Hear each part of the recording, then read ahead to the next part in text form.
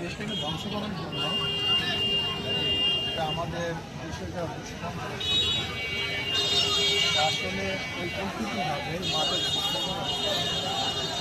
কারণ একটা দেশকে, একটা সমাজকে, একটা দৃষ্টিকে যত মাদকাসক্ত করা হয় এমনিতে সে ধ্বংস হয়ে যায়, বিস্তার হয়ে যায়। এই জন্য আমি মনে করি আমাদের সরকারকে সচেতন হতে হবে, মাদক বিরোধী আন্দোলনে সবাইকে উৎসাহিত করতে হবে এবং প্রশাসনকে আরও সচেতন হতে হবে। কোনো অবস্থাতেই মাদক যেন দেশের মধ্যে ঢুকতে না পারে, ব্যবসা করতে না পারে, সেবন করতে না পারে, এর জন্য উদ্যোগী হতে হবে।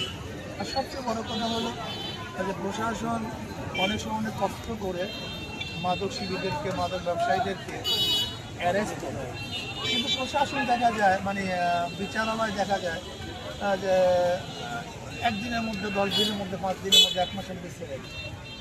এর জন্য যারা কষ্ট করে তাকে অ্যারেস্ট করে তারা অনুৎসাহিত করে, যে এত কষ্ট করে ধরলাম কিন্তু কিছু কিছু। এর জন্য আমি মনে করি যে যারা অবশ্য আবার দেখা যায় অনেকে মাদক দিয়ে অসৎভাবে, অন্যায়ভাবে কাউকে আবার হ্যারাস করার চেষ্টা করে, এইভাবে না।